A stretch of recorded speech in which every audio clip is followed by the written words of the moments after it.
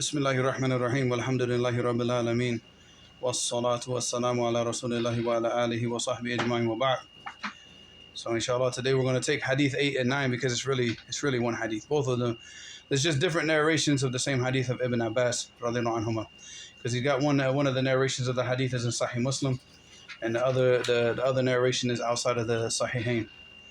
But it's basically the same hadith. Yeah, I can smell that mint from here, man. That's qawi. Yeah. All right. So in the last class, we took the hadith. Y'all didn't call Hamid? He's on the phone. Oh, Hamid, you there? You didn't put him on speakerphone or what? I think you got to put him on speakerphone. So the last hadith we took on رجلا صاحب النبي صلى الله عليه وسلم قال نهى رسول الله صلى الله عليه وسلم أن تقترف المرأة بفضل الرجل يعني تغتسل بفضل الرجل والرجل أن يغتسل بفضل المرأة وليقترف جميعا.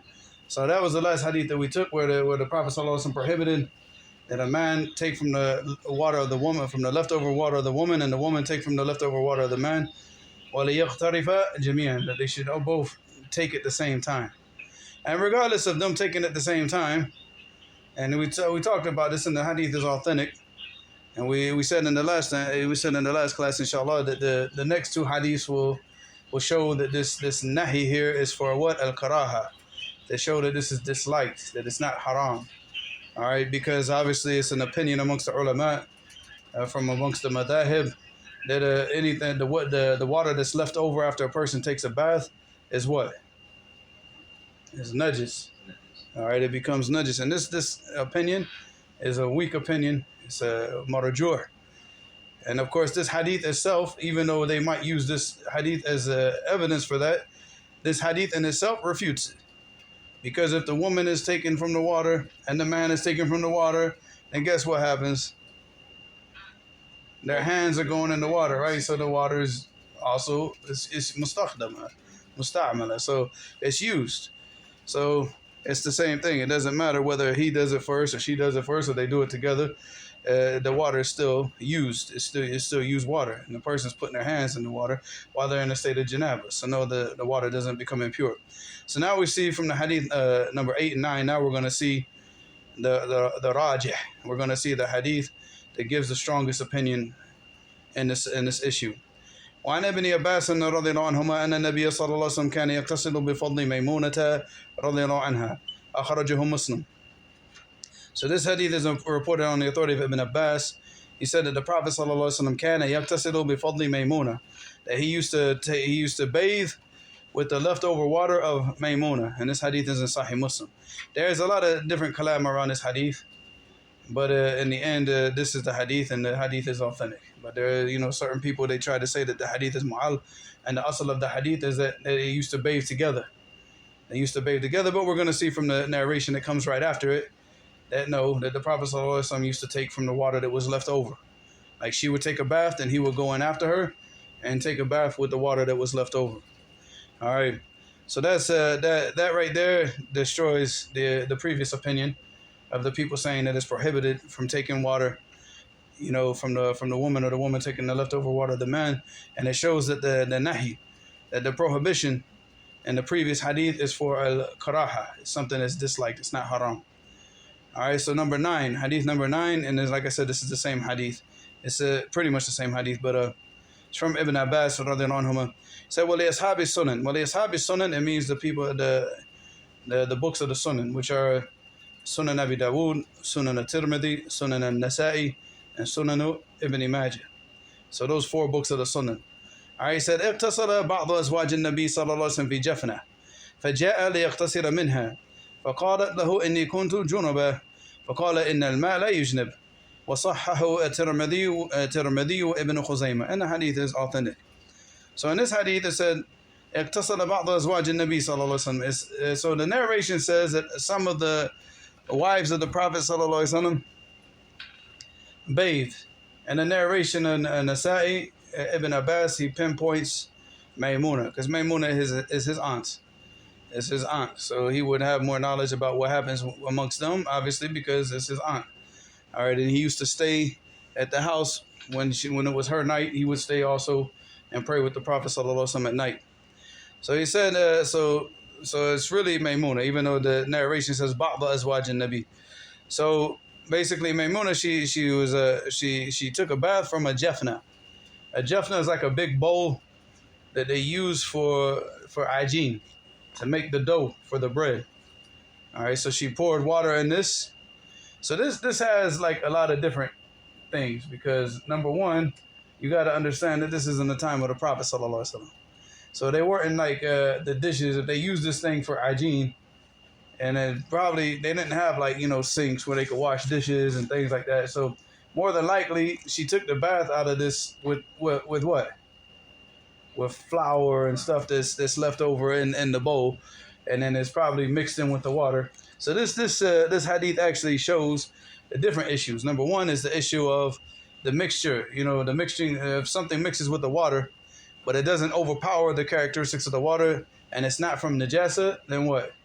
Then the water retains its tahuriyah. It retains its purifying capabilities, right? Because we know that if something mixes with the water until it changes, like this right here, the tea leaves have mixed with the water to the point where the tea leaves have overpowered the water. Now it smells like tea, it tastes like tea, but this is not najasa. So what is it? Is it not water now? But is it called water? Do we call this water? No, we call it tea.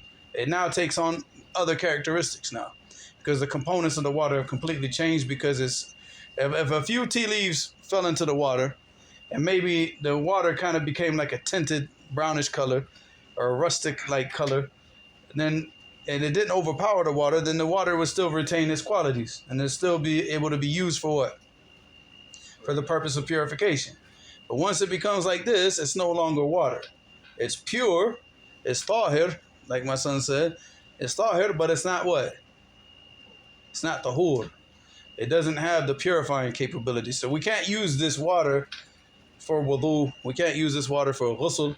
This tea. We can't use this liquid for tea. For we can use it for tea. We can't use it for wudhu or ghusl, ايش هو؟ إذا أدخل مثلا في الصحراء والماء انتهى ومعك شاي. No, you don't have water. If you don't find any water, then tayammum. You have to make tayammum. So I mean that's the sharat of tayammum if you don't find water, and that's not water. That's tea. Juice is not water. So even if you're in the middle of the desert and all you have is like an abrik, like this little what do you call that in English? Vessel. A vessel or whatever, a vessel of juice. Like you have like a bottle of grape juice, and you have, and it's time for salat, you have to make wudhu. No, that's all you have. You make what? You do tayammum. You don't, because that's not water. It's not tahur. It's not gonna purify. So that's not to be used in the purification. So in this case, we see like she اقتصد بعض أزواج النبي صلى الله عليه وسلم بجفنة. And the jafna is used for hygiene. So more than likely, there's like some mixture of the flour and the water. She took the bath and this thing and out of this vessel, out of this well, it's not a vessel. It's more like it's a bowl. And then so it doesn't affect the qualities of the water, because it's obviously not going to overpower the water. So it's still tahur. So then he said, فَجَاءَ لِيَغْتَسِلَ مِنْهَا. And then the Prophet ﷺ came to bathe from the leftovers of that water. All right. فَقَالَتْ لَهُ إِنِّي كُنْتُ جُنَبًا. So she said to him, إِنِّي كُنْتُ جُنَبًا, that I was in a state of janaba when I took that bath. I didn't just. So what she's telling him is that she's differentiating between taking a bath just for the purpose of cleaning the body, or for a bath of what? Yeah, for purification purposes. So she's telling him, no, I was in the state of janaba. And then he said, إِنَّ الْمَاءَ لَا يُجْنِبْ. إن الماء لا يجنب, it means that لا يكون الجنابة مدخل الجنابة من الماء. Like basically the water never becomes a reason for a person becoming in a state of like entering into a state of janaba. All right, you can't enter into a state of janaba. That's not from the reasons. The reasons, obviously, we know what puts a person into a state of janaba, and it's not using what? It's not using leftover water. So obviously he went there, he took the water and he bathed from it, which shows the permissibility of one, of using the water that's been used by a woman, because she's a female too. So it goes back to the previous hadith from the last class, you know, that لا تغتسل المرأة بفضل الرجل, that a woman doesn't bathe from the leftovers of a man, ولا رجل بفضل المرأة, and a man from the leftovers of a woman, to show that that's disliked, but it's not haram, as we see from the actions of the Prophet sallallahu alaihi wasallam. And also because, like we talked about the jafna. So looking at the issue of the jafna, and it more than likely having, you know, little leftovers of flour in it mixed with the water, that it still is pure. It's still pure, and it still maintains its ability to purify. And Allah knows best. So the raja and the masala is that the water that's used, even if the person used the water in a state of janaba, that the water does not become najis. It's not najasa, and Allah knows best. وإلى هنا سبحانك اللهم وبحمدك أشهد أن لا إله إلا أنت أستغفرك وأتوب إليك.